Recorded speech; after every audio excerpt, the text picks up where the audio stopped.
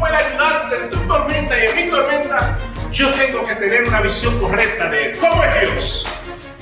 Bueno, y en su bondad me ampara. En estos tiempos de incertidumbre, la única fuente creíble es la inmutable palabra de Dios. Pero no importa que se me hunda un pie en el mar, que se me hunda el otro y que beba agua, de ahí me va a sacar Dios. Nunca antes había sido tan necesario un consejo pastoral en nuestro mundo cambiante como hoy.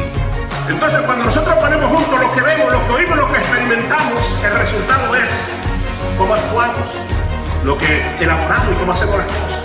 La hora pastoral. Este y todos los lunes a partir de las 7 de la noche, hora centro, solo por Cofasa Estéreo y Facebook Live. Construyendo familia sana. Construyendo familia sana.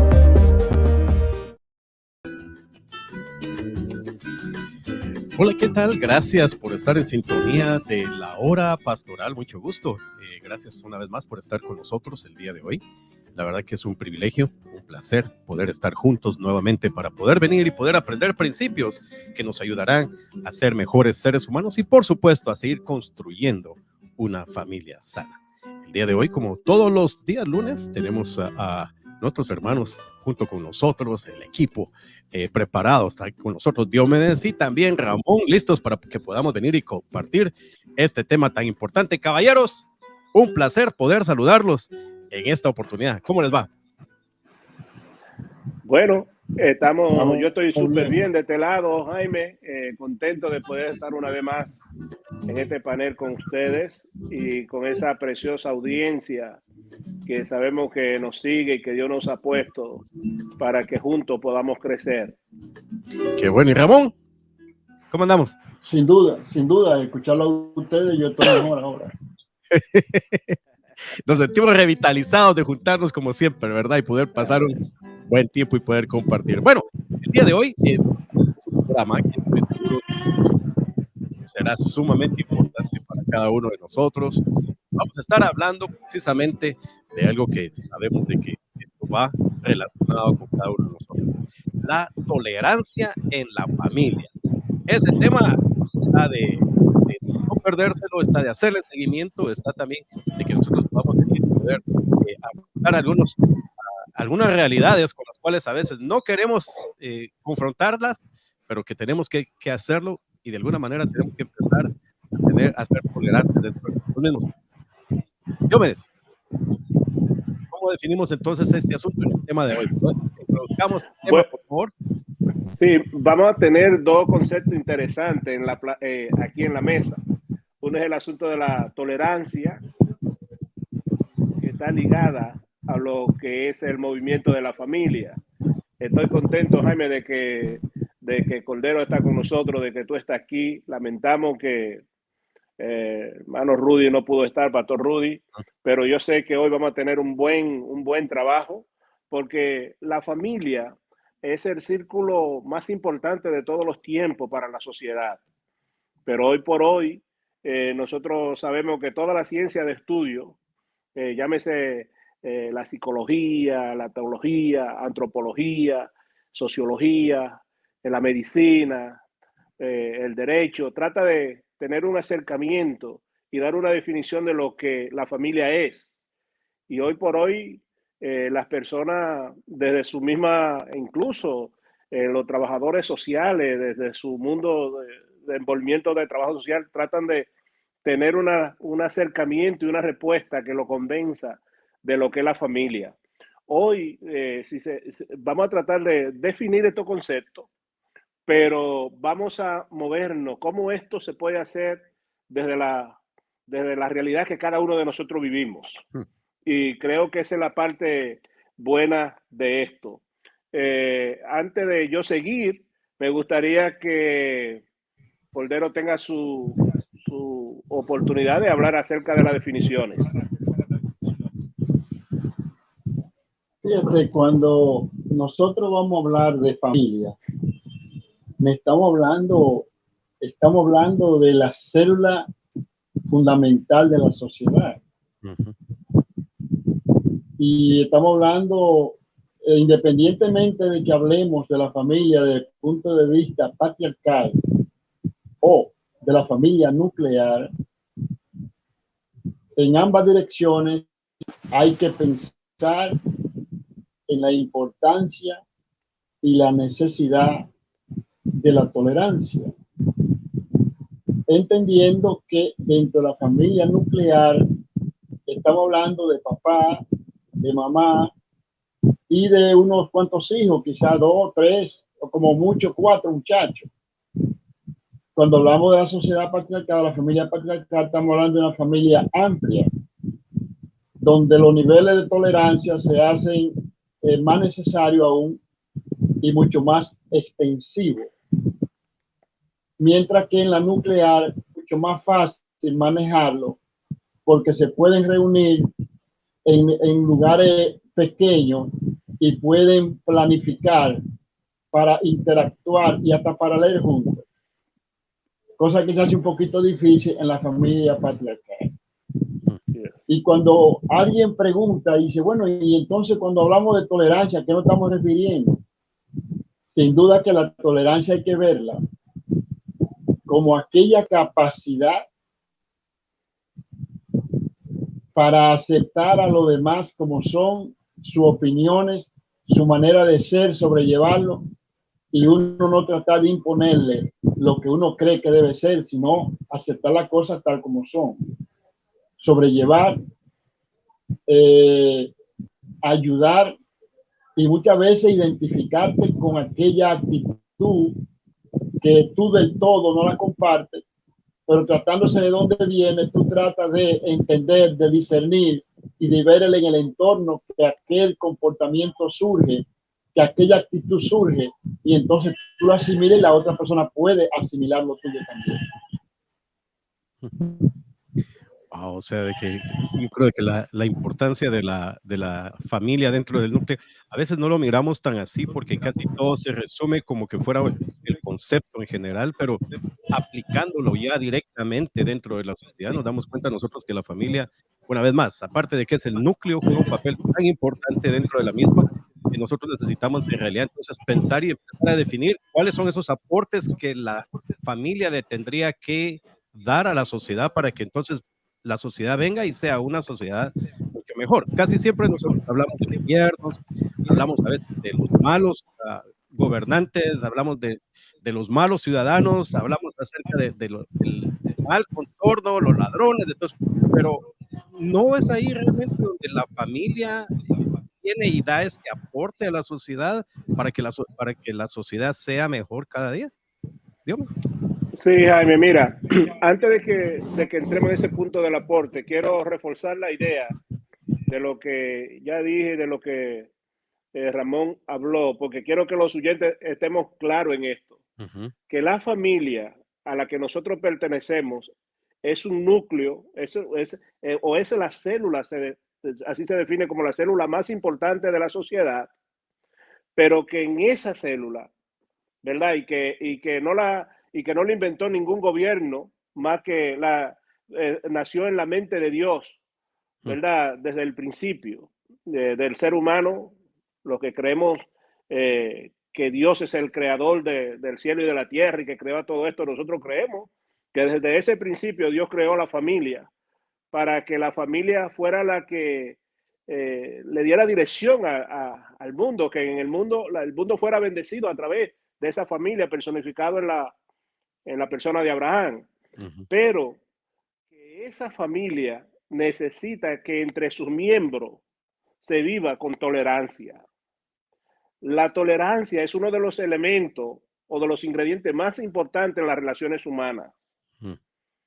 Es imposible tener buenos amigos y tener buenos vínculos afectivos si nosotros no respetamos las opiniones, las ideas y las actitudes de los demás, aun cuando no coincidan con la nuestra. Tú sabes, en este escenario de familia que queremos hablar, queremos que nuestros oyentes entiendan esto. Pertenecemos los unos a los otros, pero cada uno puede tener una manera diferente a cómo actúa, puede tener una manera diferente a cómo da las ideas, y puede tener, tú sabes, actitudes diferentes a la nuestra, pero sigue siendo parte de nuestra familia.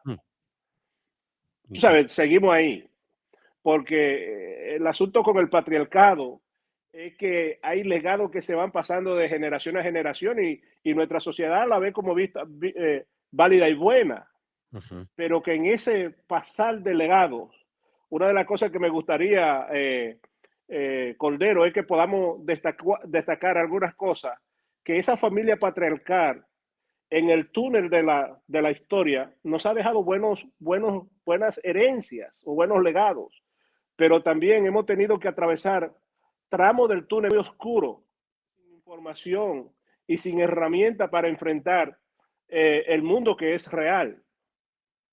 Entonces, ¿cuáles cosas, tú sabes, cuando hablamos de aportes, que tengamos el valor de discriminar en eso?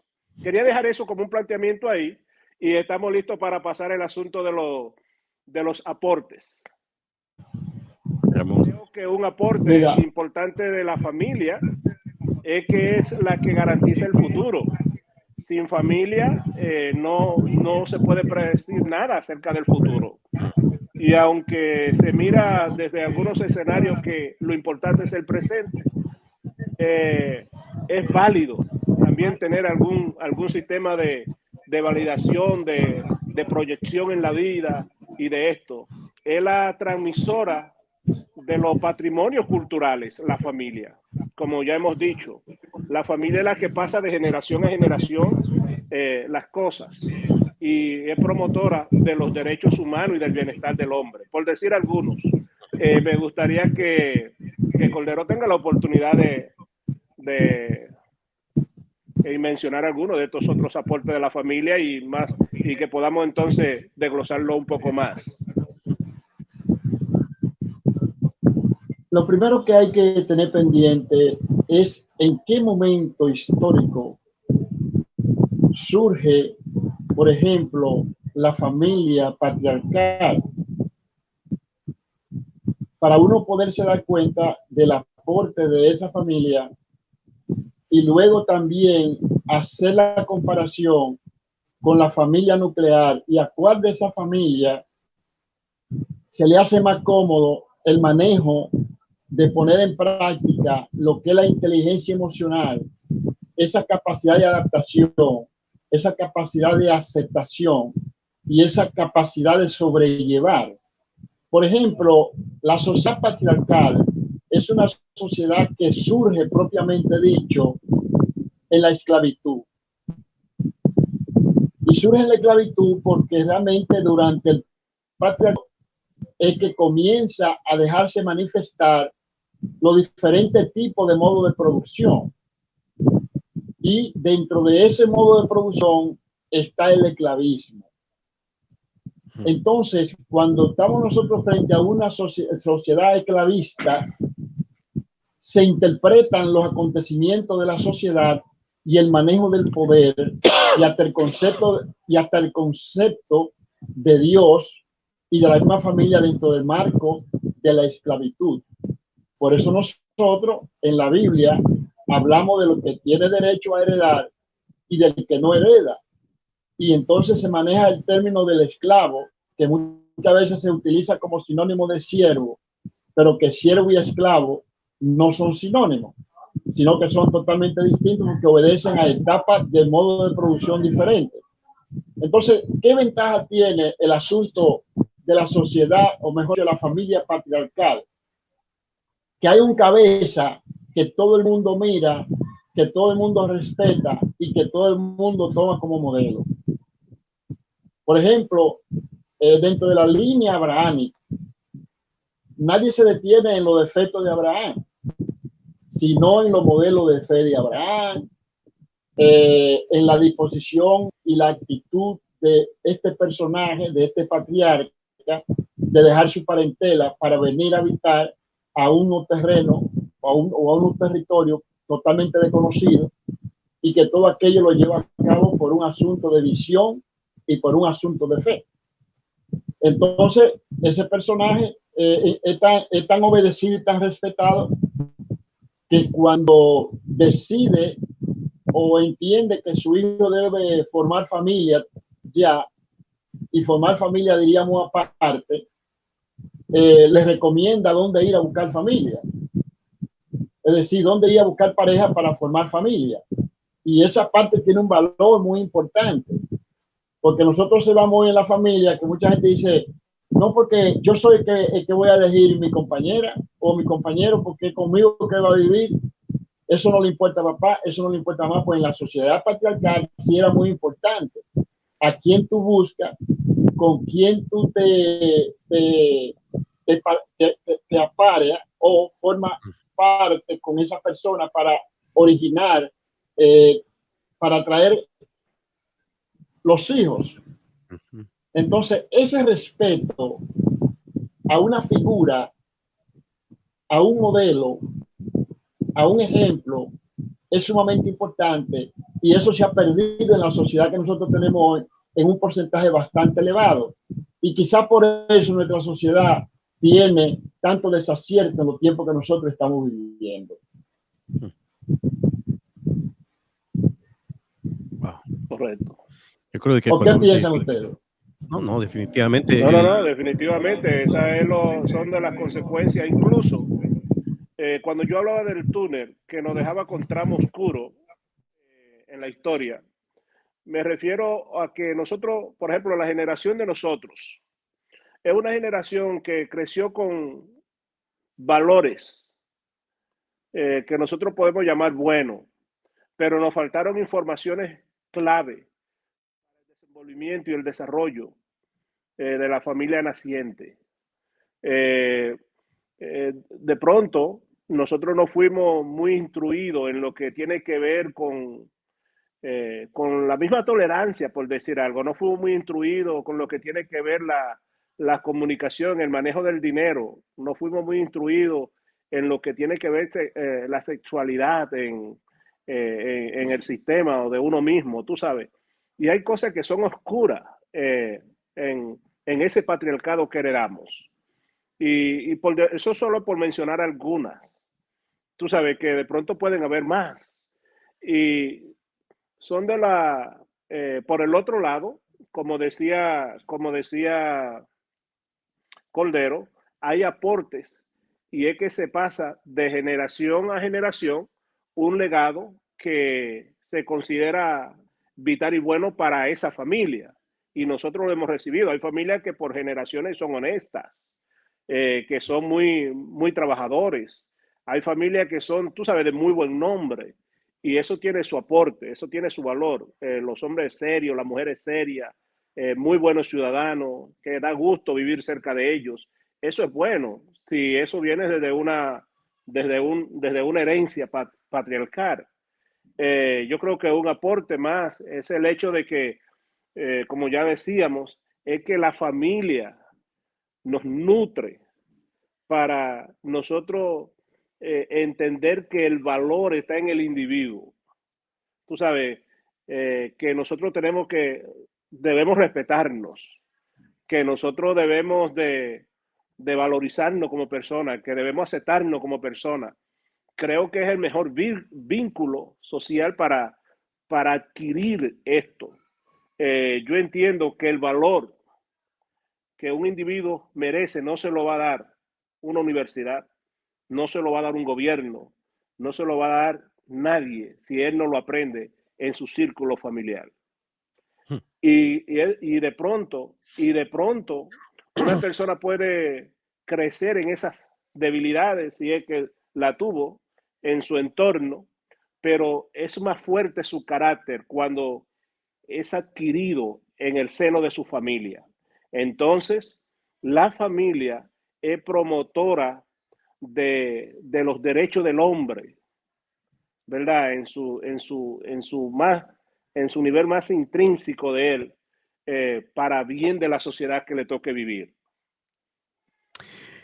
Definitivamente estaba pensando por un momentito acerca de lo que ahora es la familia moderna, ¿verdad? O sea, como se pudiera considerar, estamos hablando acerca de un modelo patriarcal, pero hoy en día, dentro de los diferentes conceptos y de las diferentes formas, por ejemplo, que enfrenta la sociedad con la familia, nos damos cuenta de que en muchas oportunidades la familia, su forma o de estar formada ya no es padre y madre, sino en muchos casos hay padre y hay dos hombres y dos mujeres dentro de la sociedad, los cuales están formando a una familia y están formando también a hijos dentro de esta familia, y de la misma manera son aportes que se están dando directamente a la sociedad. ¿Cómo nosotros miramos este fenómeno dentro de la familia moderna, si lo quisiéramos poner así en contexto?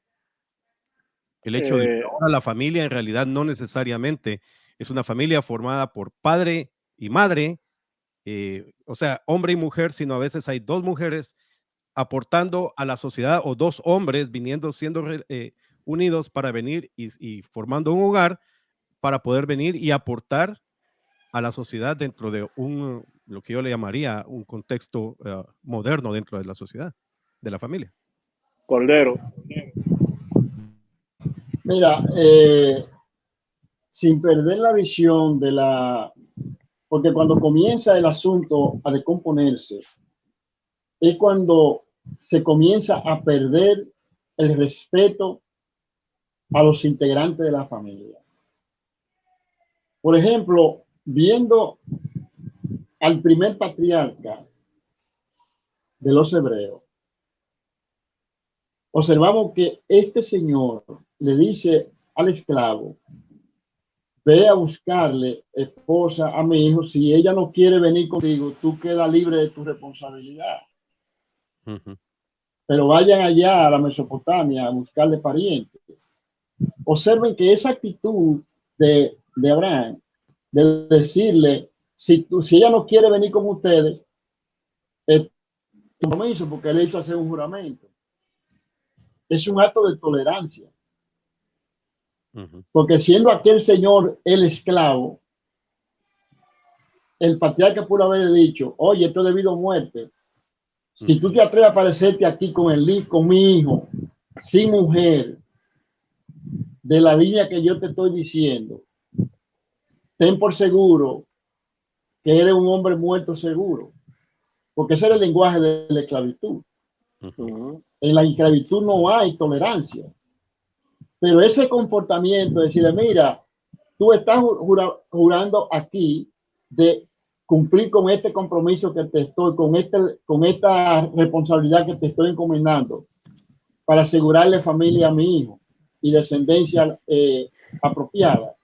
Pero si ella no quiere venir, si la muchacha no quiere venir contigo, tú eres libre de esta promesa. Eso es tolerancia, ¿eh? Eso es tolerancia. Pero ¿qué ocurre cuando se pasa de Abraham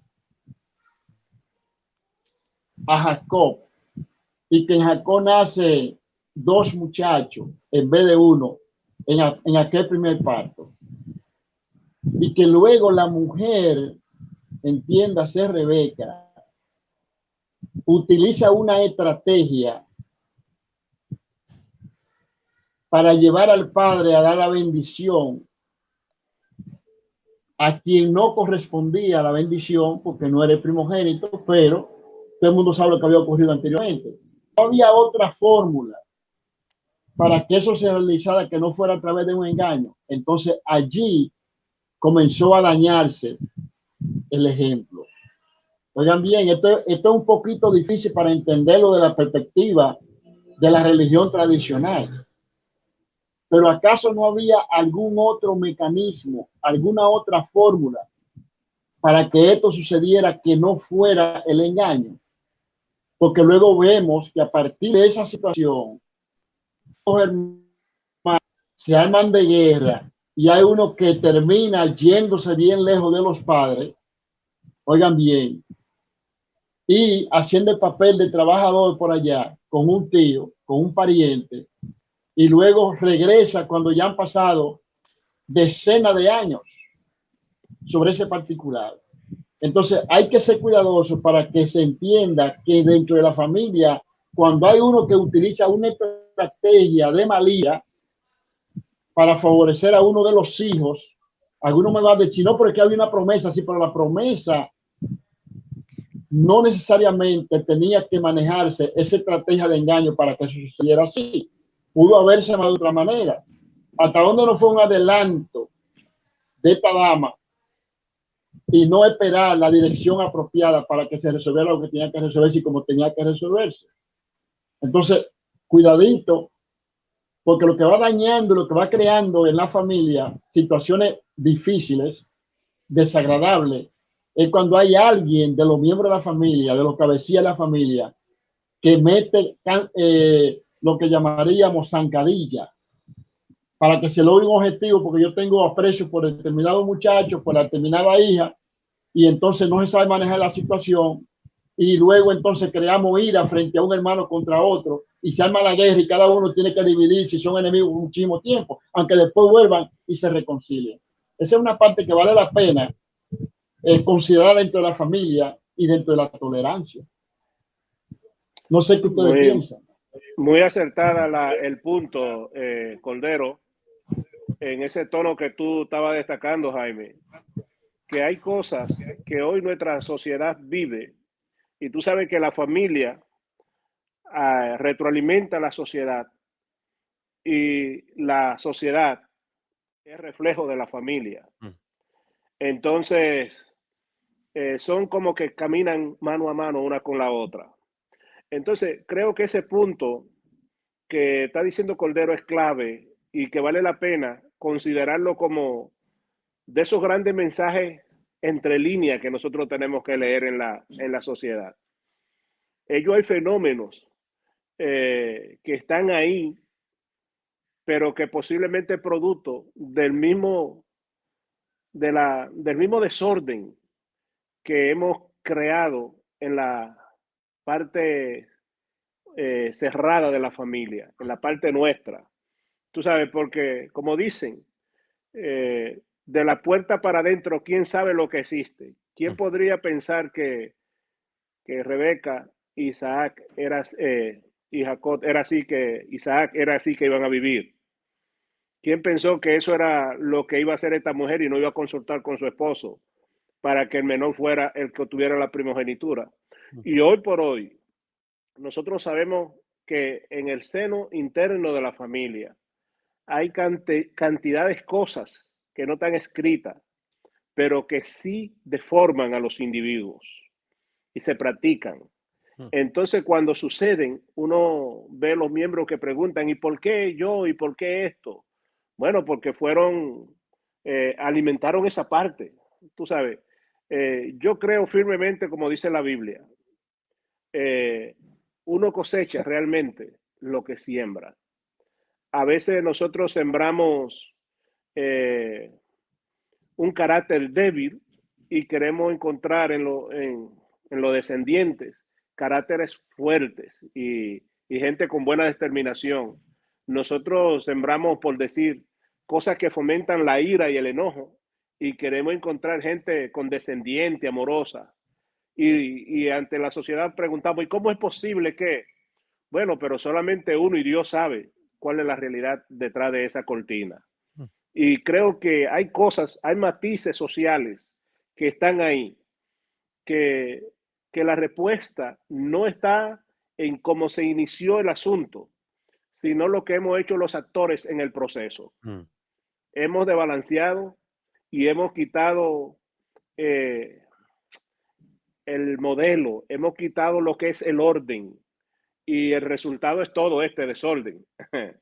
¿Y quién tiene la respuesta? Bueno, esto es algo con lo que tenemos que janguear en el camino. Exacto, yo creo que para ahí es a donde vamos, porque en realidad, entonces nosotros podemos hablar acerca de los errores que enfrenta la familia como un sistema, ¿verdad? Entonces, ¿pudiera ser este uno de esos errores entonces? Aparte de la error. Yo, por ejemplo, estaba pensando en el pasaje de Jueces, cuando termina el escritor del libro de Josué, luego brinca a Jueces y habla de que en aquel entonces se había levantado una generación que no conocía al Dios de sus padres ni lo que este Dios había hecho por sus hijos. Es como que esa transmisión de un conocimiento a otro se pierde en un momento de la historia, y el pueblo de Israel empieza a tomar otras decisiones precisamente por esa ruptura que tiene entre lo que los padres no vinieron y pudieron impactar a sus hijos con esos valores, con esos principios y todo el asunto. Y ahí nosotros nos damos cuenta la necesidad que el pueblo empieza a tener acerca de los jueces.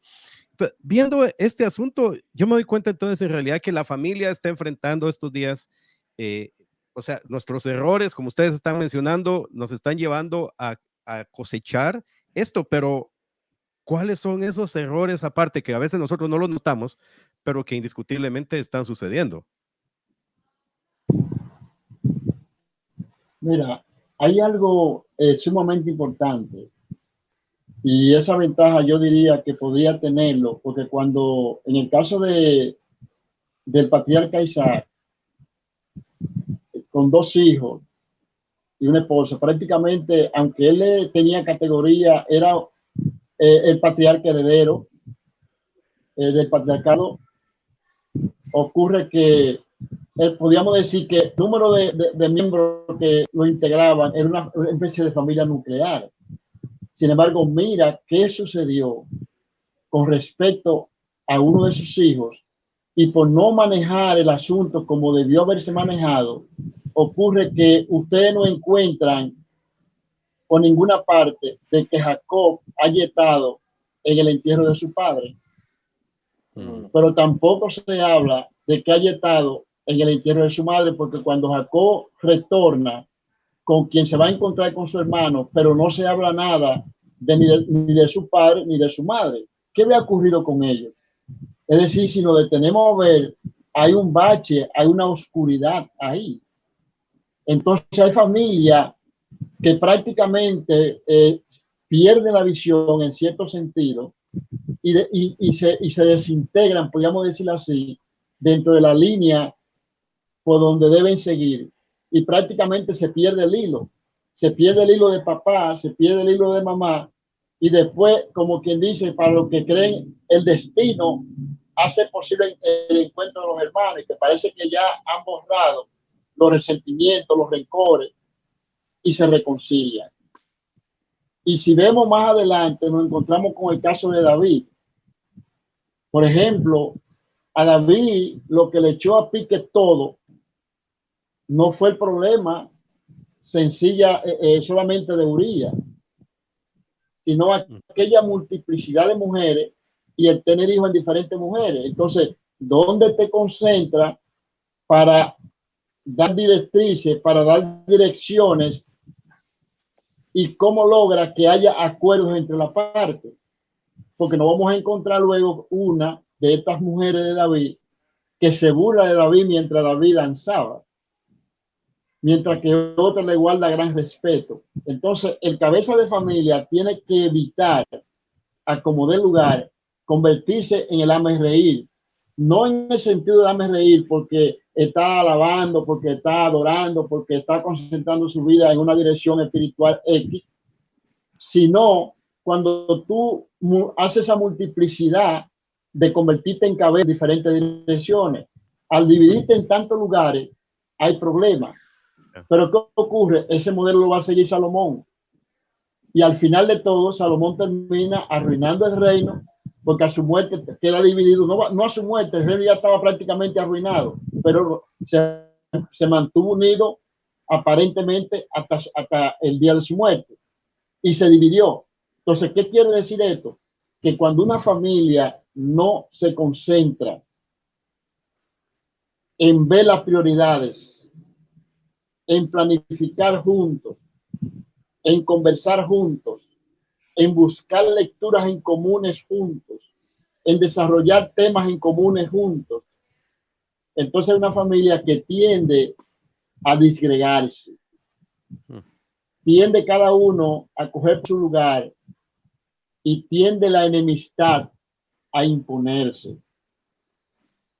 Entonces, ¿qué es lo que se recomienda para poder conducirse de una manera apropiada en una sociedad como la que tenemos hoy, que demanda, que exige respeto, que exige amor, que demanda seguridad, que demanda la creación o el retorno a los valores? Hay cosas que debemos retomar. Senda que debemos reorientarla, interacción que debemos organizarla y planes que tenemos que realizar. Y en eso es que estamos llamados para asegurar una familia de mayor calidad ahora y en el futuro inmediato. Imaginemos una familia que pertenece a una congregación X, cristiana, protestante o católica o musulmana. Veamos la familia a nivel del planeta, sea hinduista, budista, shintoísta, etcétera. Si no hay un plan, una directriz, un modelo a seguir, hay problema. Hay problema. Por ejemplo, dentro del cristianismo, si se impone la fe a la fuerza, si llevamos al hijo a la fuerza a la iglesia, si llevamos al hijo llevándolo levantado por una oreja y lo sentamos en un banco, ¿qué ustedes creen que va a ocurrir en el futuro cuando ese muchacho cree que tenga capacidad de decir, no, es por aquí que yo voy? Y me gustaría escuchar la opinión de uno de ustedes. Definitivamente. Y regularmente quien impone la fe así es incongruente en vivirla, porque uno entiende que esa no es la forma de transmitirlo quien de una manera sana la tiene. Entonces, el que está así en esa condición es incongruente en su comportamiento de fe. Y uno de los errores que hemos venido marcando y que quiero remarcar en este punto es el hecho de la incongruencia de los padres. Ha sido uno de los tremendos errores de la familia y continúa siendo aún en el presente. Padres incongruentes que de pronto van, por decir, a cualquier iglesia donde tienen definido un código de fe y solamente lo profesan, pero no lo viven. Por ejemplo, hay papás que le dicen al hijo no tome alcohol, pero ellos son alcohólicos. Hay papás que le dicen al hijo o a la hija no fume, pero ellos se fuman 2 y 3 cajetillas por día. ¿Sí me entienden? Entonces, lo que más va a impactar la vida de nuestros hijos, quienes van a dar la continuidad a nuestra sociedad, no es lo que nosotros, no es el discurso que nosotros le damos, es la vida que vivimos. Y yo sí he podido ver que este ha sido un tremendo error de la familia, que a veces se piensa que todo lo que se dice o se sabe es lo que se practica. Y hay un gran abismo entre lo que yo sé y entre lo que yo practico. Entonces, ya lo vimos desde Abraham, lo vimos en Isaac, lo vimos en David y en Salomón, que hubo incongruencia. Y como resultado de eso fue la realidad que tuvieron que enfrentar en sus diferentes escenarios. Hoy por hoy hay familias que están sufriendo por eso, porque son personas con tremendos marcos de incongruencias en su vida real. Dicen una cosa, practican otra. Creen en algo, pero sienten totalmente diferente y actúan totalmente diferente. Entonces la incongruencia es un error que nos ha llevado a cosechar lo que a veces no hemos querido cosechar en nuestra sociedad. Y el mismo hecho de tener padres totalmente divididos, como eso que ya mencionó Cordero de la mamá de Isaac y de estos otros patriarcas, de cómo el hecho de que Isaac ¿verdad? Pudiera sentir de una manera y que sentía que debía privilegiar a uno de sus hijos porque ese era el formato, pero su esposa pensaba que tenía que ser en el otro y cómo esto dañó todo. Y hoy uno lo mira de manera macro en ellos, pero hoy siguen esos formatos de familia. Papá dice una cosa y mamá dice otro. Y recuerden que eso es lo que va a reproducir y le estamos pasando la antorcha a la próxima generación que nos sigue. La sociedad es eso, lo que nosotros sembramos en familia. La sociedad está en constante movimiento, como la familia está en constante movimiento, pero lo que la sociedad refleja es lo que se vive en familia. Es lo que realmente está ahí. Y a veces nosotros no queremos enfrentar ese asunto, pero así están las cosas. Hoy por hoy, lo que trabajamos con familia sabemos que no es tan fácil ponerse de acuerdo. Que aunque es uno de los principios, de los valores y de las cosas que están en el orden de Dios como una prioridad, el ponerse de acuerdo, pero no son cosas fáciles. Por la diferencia que a veces se trae entre que trae el hombre y que trae la mujer, y que se corre toda la vida y que no se logra llegar a ser esa sola carne, que no se logra ser esa unidad que el Señor habla en Génesis 2:28, porque es un proceso donde la persona tiene que estar dispuesta a crecer y a veces no estamos dispuestos a crecer.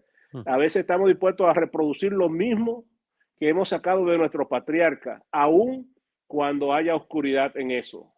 Y de hecho, la gente solo puede vivir y puede afianzarse en lo que conoce. Si no conoce nada más, va a reproducir eso. Entonces, autoridad dividida es un error fuerte también en la paternidad y no dejar que los muchachos se desarrollen. Hay papás que hoy por hoy hacen lo de ellos y lo de sus padres, con la mejor intención de ahorrarle dolor a los hijos. Yo estoy de acuerdo con la mayoría de los postulados de la psicología moderna, pero con lo que no puedo estar de acuerdo es con esa forma permisiva que se ha querido proyectar, queriendo evitarle al individuo que de alguna manera tenga que enfrentar el mundo real que le toca vivir. Entonces hay papás que le quieren bombear todo a los niños. No comen por ello porque los niños no se alimentarían, pero quieren hacerlo todo. Cuando los niños logran cierta independencia, antes de tener padres que aman, tienen padres que aborrecen porque no lo equiparon y no lo pusieron dentro del marco real de lo que la vida le exige. Y es por eso entonces que vemos muchachos que desarrollan comportamiento agresivo hacia su padre y hacia la sociedad y son incompetentes para resolver sus propias situaciones. Yo creo que si los padres pudiéramos dejar que los muchachos enfrenten la realidad, no exponiéndolo al peligro, pero ayudándolo a que si hay que recoger los juguetes en una casa, que los recojan, que si hay que tener límites, que ellos los conozcan. Y tú entiendes, siendo así, pero a veces se piensa que criar un hijo sin límites, un hijo sin responsabilidad, un hijo que crea que siempre va a ser la atención, que siempre va a tener el poder, eso es lo más absurdo y equivocado que se pueda ver. Y creo que es uno de los tremendos errores que la familia ha tenido frente al fenómeno social que hoy enfrentamos. Gente completamente amadores de sí mismo, centrado en ello, que no le importa un comino a nadie y que solo quieren la atención y el enfoque en ellos mismos. Es de ahí de donde las emociones se han hecho dioses hoy por hoy. Y yo creo que ese es un tremendo error de la familia y que nace en el seno de la familia. Cordero.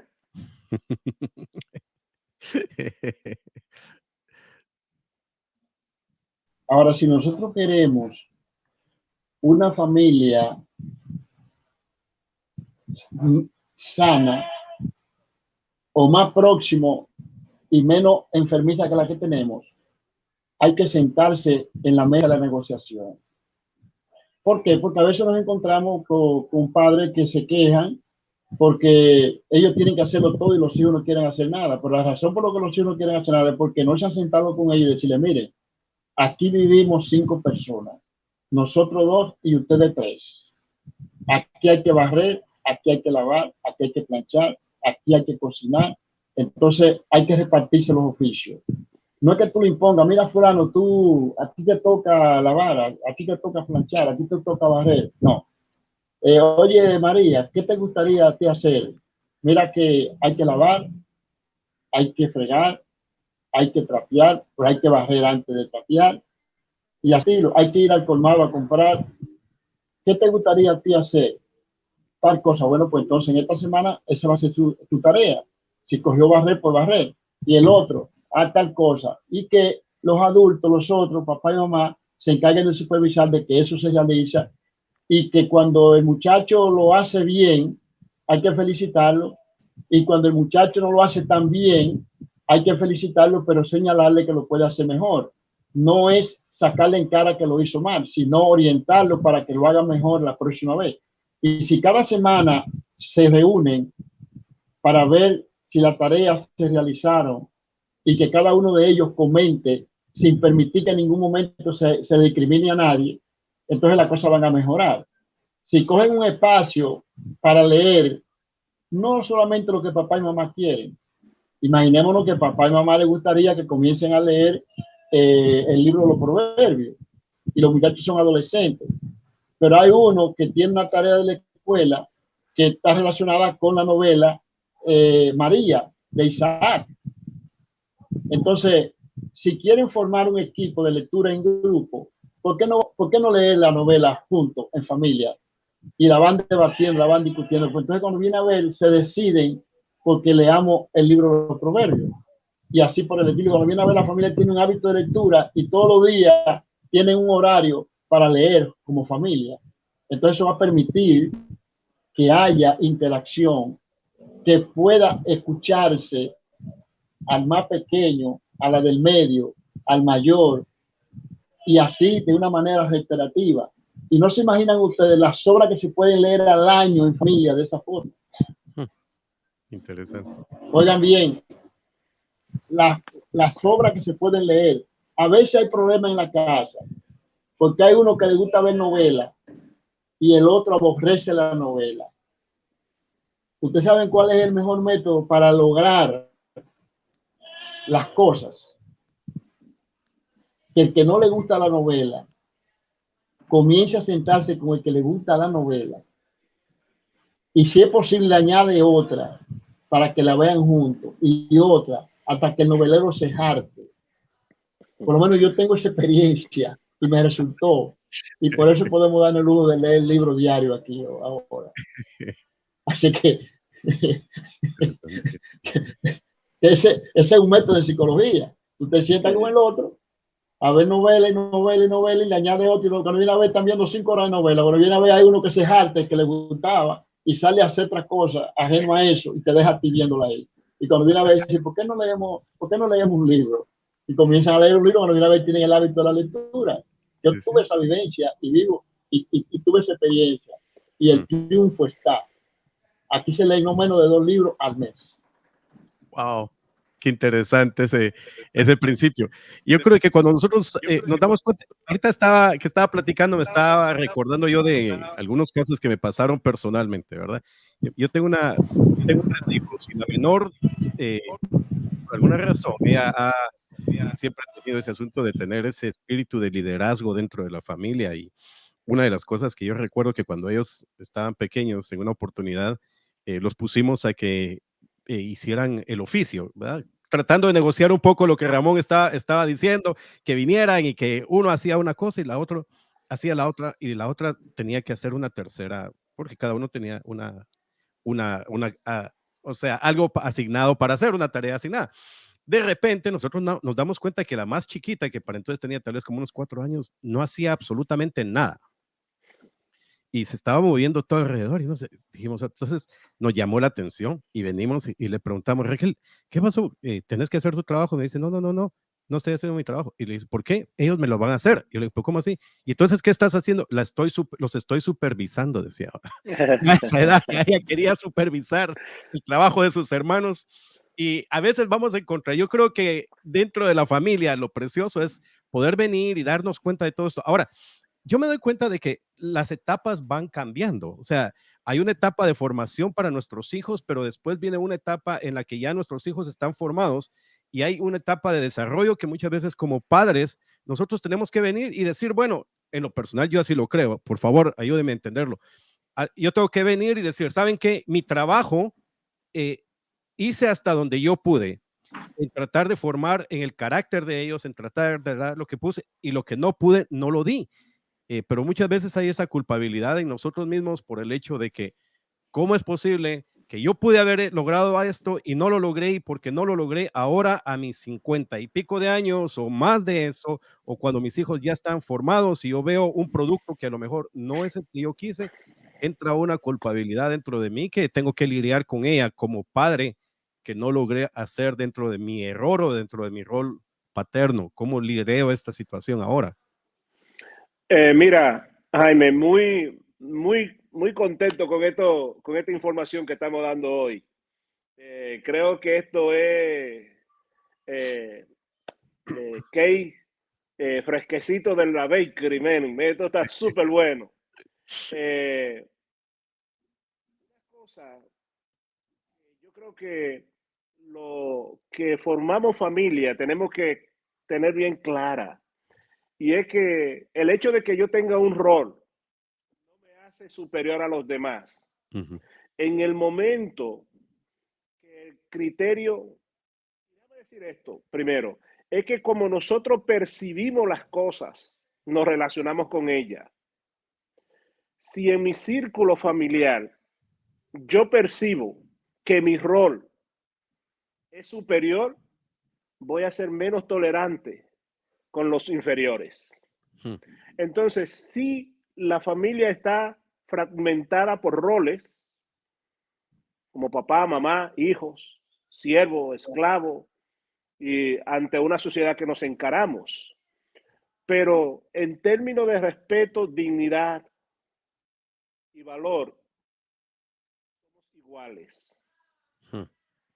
Todos necesitamos que nos respetemos. O sea, porque mi hijo sea mi hijo, yo no debo faltarle, decirles palabras degradantes, por decir algo. Porque yo sea el esposo, no debo atropellar a mi esposa. Porque en el momento que eso comienza a moverse, la tolerancia desaparece. Porque la tolerancia se va a mover dentro de la justicia, dentro de lo que es el valor igualitario. ¿Tú entiendes? No es asunto de roles que la tolerancia trabaja. Es el asunto de la dignidad. Entonces, todos los que somos parte de la familia, tenemos que entender que por encima del rol que cada uno desenvolvemos en ese seno familiar, tenemos dignidad como individuos. Y debemos valorarlo nosotros mismos y valorarlo en los semejantes que tenemos al lado. Yo creo que yo como papá entiendo que cometí errores. Lo bueno fue que nunca me le vendí a mis hijos como el bajado del cielo con oriolas y alas. Sí. Ellos entendían y entienden que yo sí soy su papá, que sí hice lo mejor para que ellos crecieran, pero que soy una persona imperfecta, con errores, tú sabes, y que basado en eso, de pronto ellos pudieron sacar algunas ventajas que están delante de donde yo estuve antes, y ellos tienen que ver eso como una oportunidad que la vida y el mismo Dios le dan, no como una situación para renegar y atacarme a mí. Porque como tú decías, lo llevé hasta donde pude, con las fuerzas que pude, tú sabes, con los recursos que obtuve y las conexiones que pude hacer. Si hubiese sido yo como padre, pues, si el final era el cielo, era llevarlo al cielo. Pero lo llevé hasta donde pude. Entonces, por el respeto y por la tolerancia ligada a la dignidad que yo merezco, ellos lo valoran. Ellos en vez de acusarme, me admiran. Tú sabes, entonces, es lo que el impulso que ellos le van a pasar a su próxima generación. Es posible que sus hijos lo mejoren a ellos. Ujú. Y que así sigamos hasta que lleguemos a ser ese varón perfecto en Cristo Jesús. Definitivamente. Ay, Dios mío. Cordero, ¿qué tú crees, mijo? Estoy de acuerdo que la dignidad humana está por encima de cualquier otra cosa y eso, el respeto es fundamental. Ahora, es muy importante que tengamos pendiente que cada uno da lo que tiene y lo que usted no tiene no puede darlo. Entonces no hay que tener sentimiento de culpa cuando hemos fallado, sino entender que eso fue producto de la ignorancia, pero qué bueno que no hemos dado cuenta, aunque sea un poquito tarde, y que la nueva generación, sin duda, va a tratar de hacerlo mejor, porque ese es el proyecto, el desarrollo, el crecimiento.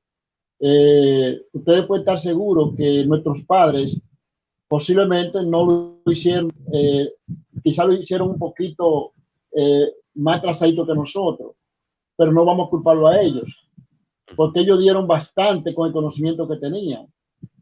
Y nosotros, dentro de nuestras limitaciones, dimos lo que estaba en nuestra capacidad, dentro de nuestro marco de referencia. Es decir, no tenemos que tener sentimiento de culpa. Si lo que sí podemos servir, por ejemplo, si el hijo no consulta ahora, es de asesor, de orientador en las cosas que nosotros fallamos, para que ellos no fallen, si ellos realmente aceptan y quieren esas orientaciones. Ahora, ¿qué es importante dentro del marco de la tolerancia? Que en vez de que sea el pastor que venga a entrometerse a la familia, decir qué hay que hacer, hay que ayudar a los cabezas de familia para que ellos hagan lo que tienen que hacer sin necesidad de que alguien se entrometa en su casa. Porque ese es otro problema que tenemos. Que hay líderes que olvidan que su liderazgo no está en la casa donde hay alguien o que debe hacer ese papel. Y que el único papel suyo es asesorar, pero tratar de que ese asesoramiento se lo soliciten, no que usted lo imponga. Interesantísimo, caballeros. Tenemos 3 minutos para poder venir y terminar el programa el día de hoy. Este es de esos programas que hay que hacer como una miniserie, ¿verdad? Uno detrás de otro. ¿Cuáles son los factores de familia que pueden fomentar felicidad y prosperidad en sus miembros y de la sociedad? Es nuestro último punto para poder discutir en este momento. Vamos a tratar de agilizarlo aquí. Dios mío. Bueno, quiero mencionar dos. Repito la pregunta. ¿Cuáles son los factores en familia que pueden fomentar felicidad y prosperidad a sus miembros y a la sociedad? Ya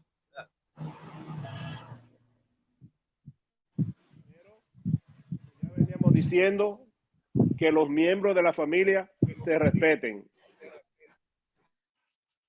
Eso va a ser clave. Si hay respeto, si se valoran, si se ven como seres con dignidad propia, eso va a ser una familia sanadora y nutridora de sus miembros. Otra cosa es que yo creo que el amor no debe ser un concepto, sino un estilo de vida. Que verdaderamente los miembros sean capaces de hacer algo por el otro, de gozarse en sus logros. Por ejemplo, me gozo con tu cumpleaños, tú sabes, celebro tu triunfo, muestra de amor más que palabra de amor.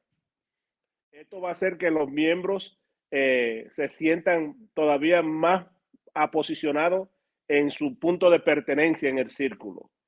Y es algo que a gritos se busca.